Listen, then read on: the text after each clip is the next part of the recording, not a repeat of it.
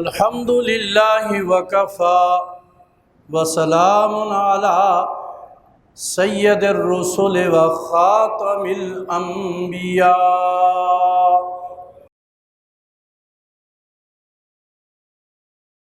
اما بعد فاعوذ باللہ من الشیطان الرجیم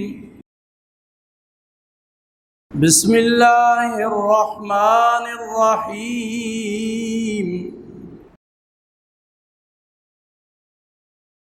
هو الذي أرسل رسوله بالهدى ودين الحق ليظهره على الدين كله وكفى بالله شهيدا محمد رسول الله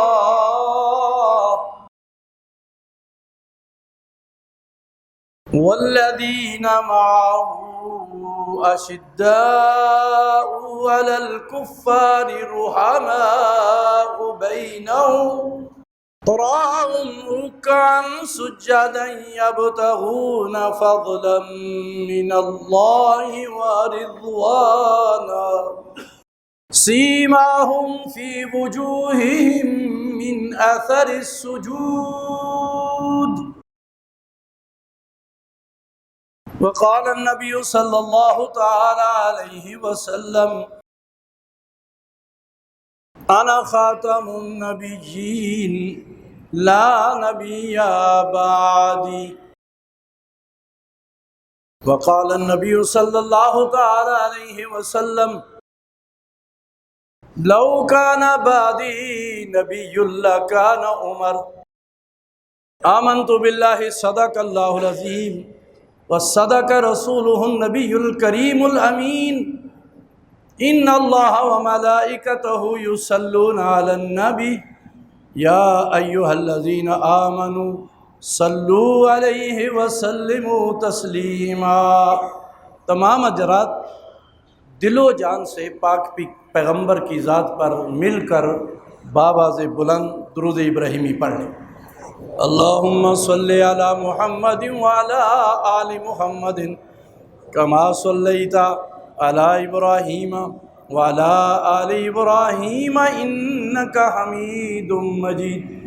اللہم بارک علی محمد وعلی آل محمد کما بارکت علی ابراہیم وعلی آل ابراہیم انکا حمید مجید۔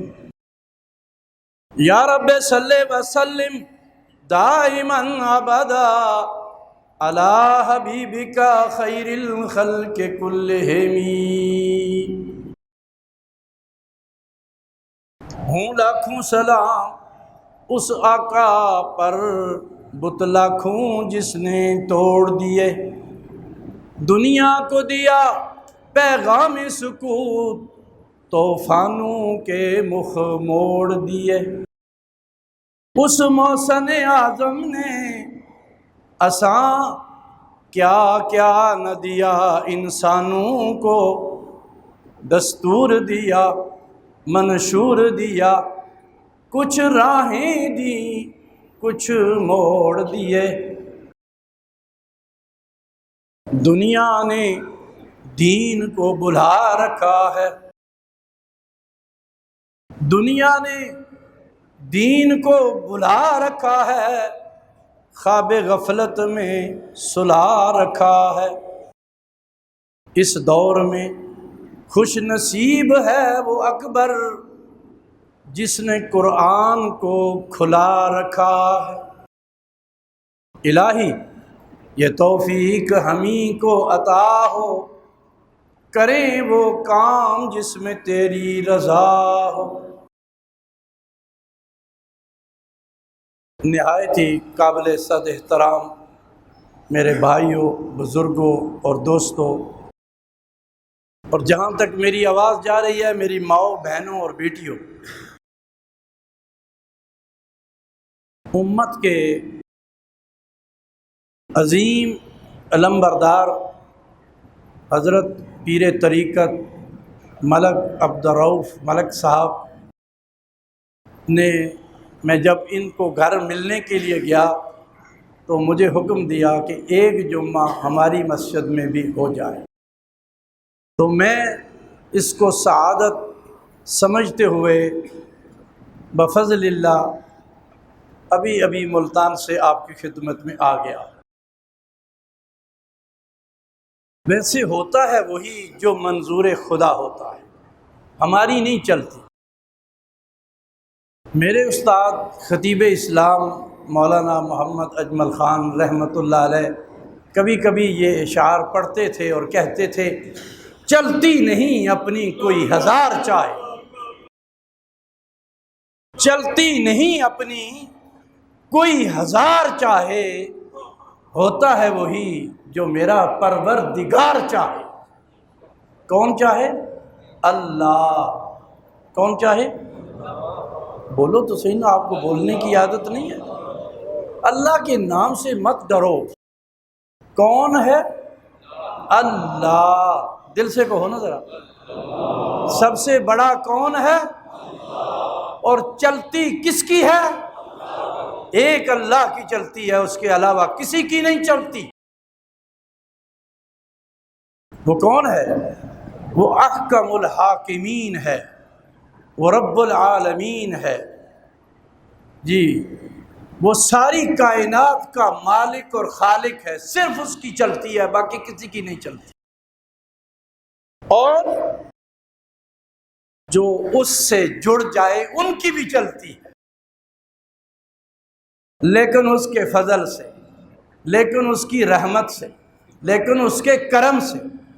حضور فرما رہے ہیں، فضلت علی الانبیاء بست اوتیت بہ جوامع الکلم ونصرت بالرعب وحلت لی الغنائم وجعلت لی الارض مسجدا طہورا وارسلت الی الارض کافہ وختمت لی النبیون۔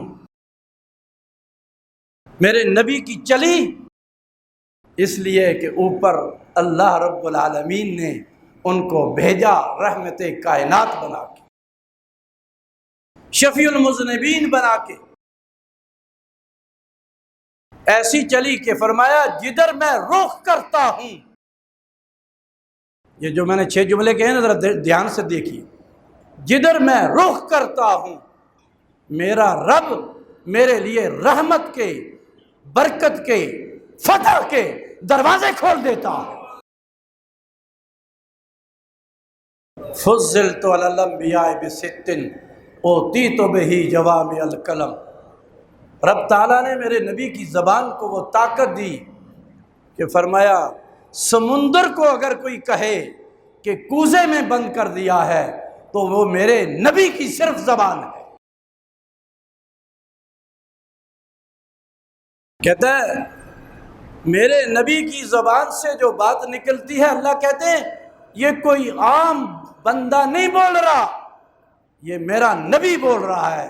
وما ينطق عن الهوى ان هو الا وحی یوحی۔ میرے پیغمبر کی بول چال کو اپنی بول چال کی طرح مت سمجھو، میرا پیغمبر جب بات کرتا ہے تو میری طاقت، میری قوت، میری رحمت سے بولتا ہے۔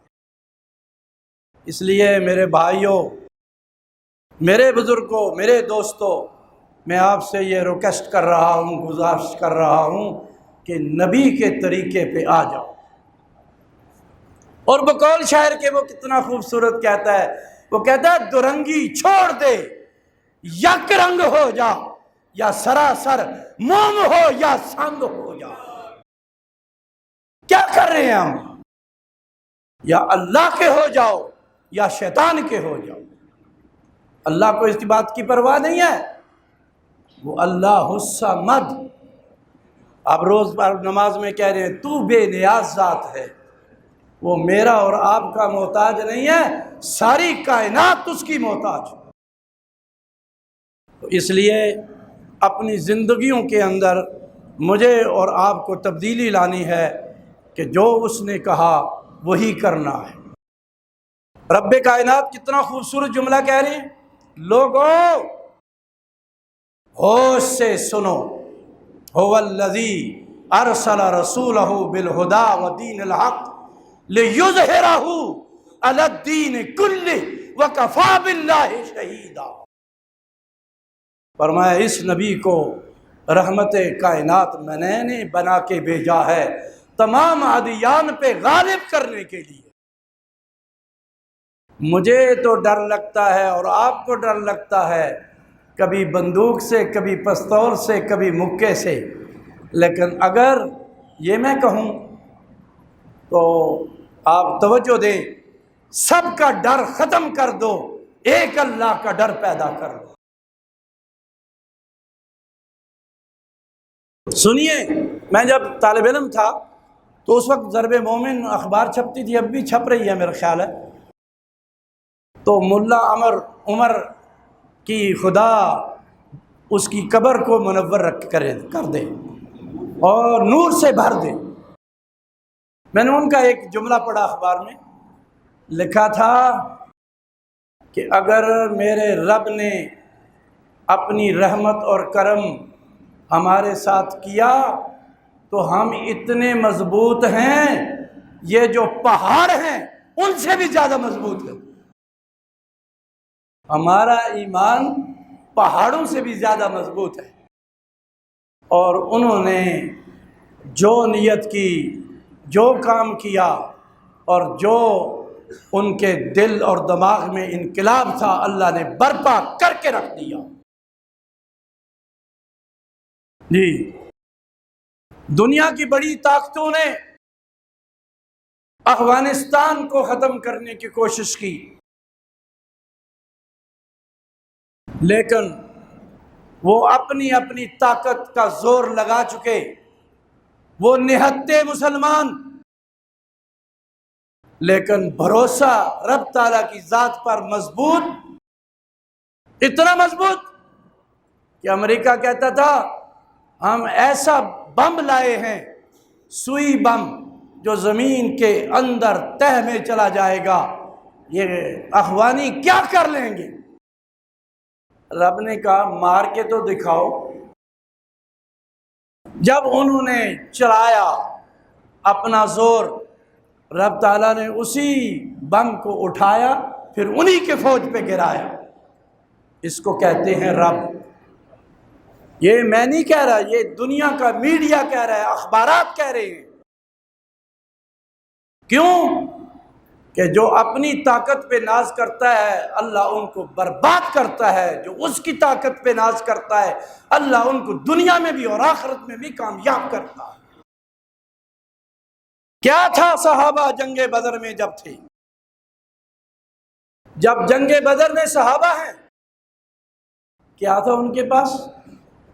وہ شاعر کی تبسم کی زبان میں وہ کہتا ہے، وہ 313 جو نکلے تھے جذبہ شوق شہادت میں، وہ 313 جو نکلے تھے جذبہ شوق شہادت میں، خدا کی آس میں نکلے، محمد کی قیادت میں، کہہ دو صلی اللہ علیہ وسلم۔ نہ دولت تھی، نہ کثرت تھی، نہ ساز و سامان رکھتے تھے، فقط خدا کی ذات پر کامل ایمان رکھتے تھے۔ میرے بھائیوں، میرے بزرگوں، کامل ایمان لانے کی ضرورت ہے۔ جی، سوویت یونین نے بھی اپنا زور لگایا، دوسروں نے بھی اپنا زور لگایا، آخر امریکہ کے گھٹنے ٹیک کے رکھ دیے، یہ بتانے کے لیے کہ میرے پاکستان کے مسلمانوں اللہ پہ بھروسہ رکھو۔ کس پہ بھروسہ رکھو؟ دیکھو، طاقتیں ان کے پاس، قوتیں ان کے پاس، لیکن وہ شاعر کی زبان میں کہنے دو مجھے، کیونکہ وقت اجازت نہیں دے رہا، اس پر مجھے بات جلدی ختم کرنی ہے، کیونکہ حضرت کا حکم ہے کہ ہم نہ منٹ زیادہ کرتے ہیں نہ سیکنڈ زیادہ کرتے ہیں، تقریر اپنے وقت پہ ختم کرتے ہیں۔ شاعر کہتا ہے اتر سکتے ہیں فرشتے قطار اندر قطار اب بھی، لیکن کیا ہو فضائے بدر پیدا کر، صحابہ جیسا ایمان لاؤ۔ نبی رحمت، سرور دو عالم، روح دو عالم، محمد مصطفیٰ کہہ دو صلی اللہ علیہ وسلم۔ آپ نے فرمایا میرا صحابی ایک مٹھ بھرے ہوئے دانے جو کہ خدا کی راہ میں خرچ کر دے، بعد میں آنے والے احد پہاڑ کے برابر سونا بھی خرچ کریں تو برابر نہیں ہو سکتا۔ میرے استاد کا ایک جملہ فرماتے تھے کہاں سے لائیں گے وہ نماز؟ ہم کہتے ہیں پیچھے امام کے، وہ کہتے تھے پیچھے امام الانبیاء کے۔ کہاں سے لا سکتے وہ نماز؟ جی تو میرے بھائیوں، اپنے نبی کے صحیح دین کے ساتھ، صحیح اسلام کے ساتھ جڑ جاؤ، تم ہی سچے مذہب پہ ہو۔ کنتم خیر امت اخرجت للناس، میرا رب کہہ رہا ہے، میں نہیں کہہ رہا۔ تم بہترین لوگ ہو جب اللہ کے رسول کے طریقے پہ آ جاؤ۔ کنتم خیر امت، ساری امتوں سے بہتر ہو تم، اس لیے کہ تم رسول اللہ صلی اللہ علیہ وسلم کی امت ہو۔ لیکن کام کرو گے تب۔ کنتم خیر امت اخرجت للناس تأمرون بالمعروف وتنہون عن المنکر، جب سچی بات پہ کھڑے ہو جاؤ گے، جھوٹی بات سے ہٹ جاؤ گے، لوگوں کو دعوت دو گے اور لوگوں کو جہنم سے بچاؤ گے، تو پھر تم سیدھے جنت میں جاؤ گے۔ کیونکہ میرا رب کہہ رہا ہے لوگو، میں نے تو تمہارے لیے اتنی پیاری جگہ بنا رکھی ہے، تمہاری سمجھ اور سوچ سے بھی زیادہ ہے۔ ما تشتہی انفسکم ولکم فیہا ما تدعون، ہم نے تمہارے لیے جنت میں ایسے مزے کر رکھے ہیں جو چاہو گے دوں گا۔ یہاں پر نہیں، دنیا میں نہیں، جنت میں۔ ما تشتہی انفسکم، کیا ترجمہ میں کروں اس کا؟ آپ کو جو مانگو گے ملے گا۔ بلکہ یہ عجیب حدیث ہے، فرمایا آپ دیکھ رہے ہیں درخت اونچا ہے، اس کے اوپر پھل لگا ہوا ہے، کیسے اتاروں، کیسے کھاؤں؟ اللہ کہیں گے نہ، اتنی تکلیف نہ کر، تیرے دل میں آیا ہے، ہم کٹایا تیرے سامنے رکھ دیتے ہیں، چھلایا سامنے رکھ دیتے ہیں، صرف اتنی تکلیف کر، ہاتھ سے اٹھا اور منہ میں ڈال۔ ہاں اگر ایک آدمی کہتا ہے میں یہ بھی نہیں کرنا چاہتا، تو وہ خود بخود جو چھلا گیا ہے، جو کٹ گیا ہے، جو پھاڑیاں بن گیا ہے، جو چھوٹی چھوٹی چیزیں بن گیا ہے، اگر وہ کچھ ہو سکتا ہے تو تمہارے منہ میں بھی دیا جا سکتا ہے۔ جی ایک آپ دیکھ رہے ہیں جانور بیٹھا ہے، پرندہ بیٹھا ہے، خوبصورت ہے، بٹیر ہے، آپ کہتے ہیں اس کو کیسے اتاروں؟ فرمائیں گے یہ جنت ہے، یہاں مارنے کی اور یہاں اس کو ذبح کرنے کی آپ کو تکلیف نہیں کرنی پڑے گی، ہم اس کو بھونا بنایا پلیٹ میں لگا دیتے ہیں۔ ما تشتہی انفسکم ولکم فیہا ما تدعون۔ میرے بھائیوں، بزرگوں، دوستوں، اگر موج کرنا چاہتے ہو تو نبی کے طریقے پہ آ جاؤ۔ جیسا کہ آپ دیکھ رہے ہیں کہ آج میں آپ کو ایک چھوٹی سی دعوت دینا چاہ رہا ہوں اور کہنا چاہ رہا ہوں کہ آپ اپنے دل اور دماغ میں ایک تو اللہ کا ڈر پیدا کریں، اور ایک سارے مل کر جو کچھ کر سکتے ہیں، چاہے آپ دعا کر سکتے ہیں تو دعا کریں، دعا کر سکتے ہیں تو دعا کریں، اور افغانستان کے مسلمانوں کے لیے انقلاب برپا کر دیں تاکہ دنیا کو پتہ چل جائے کہ یہ ہیں مسلمان جو مسلمان کا ساتھ دیتے ہیں۔ ہو سکتا ہے میری بات سے آپ کو اختلاف ہو، لیکن میں نے بہت سنا، ہر بندہ دوسرا کہتا ہے کہ ضیاء الحق مرحوم مغفور نے یہ بہت غلط کام کیا کہ اس نے دروازے کھول دیے اخوانیوں کے لیے، اس نے انتظام کیا اخوانیوں کے لیے۔ نہیں میرے بھائیوں، میرے نبی کا ارشاد ہے پوری دنیا کے مسلمان جسم الواحد، جتنے بھی پوری دنیا میں مسلمان ہیں ان کا ایک جسم ہے۔ تو جب میرے جسم میں جہاں تکلیف ہوگی تو مجھے محسوس ہو رہی ہے، تو مسلمان کی درد اور تکلیف مجھے کیوں نہیں محسوس ہوگی؟ میں یہ کہنا چاہتا ہوں کہ پوری دنیا کے مسلمانوں کی دعائیں ان کے پیچھے تھیں، اللہ نے ان کو کامیاب و کامران کر دیا۔ جب صحابہ نے نبی رحمت سے کہا یا رسول اللہ آپ تو ساری باتیں کافروں کی مانتے جا رہے ہیں، یہ منافقین جو کہہ رہے ہیں آپ مان رہے ہیں، صلح حدیبیہ میں وقت اجازت نہیں دے رہا کہ میں اتنی بات کو نقل کروں، اشارے دے رہا ہوں۔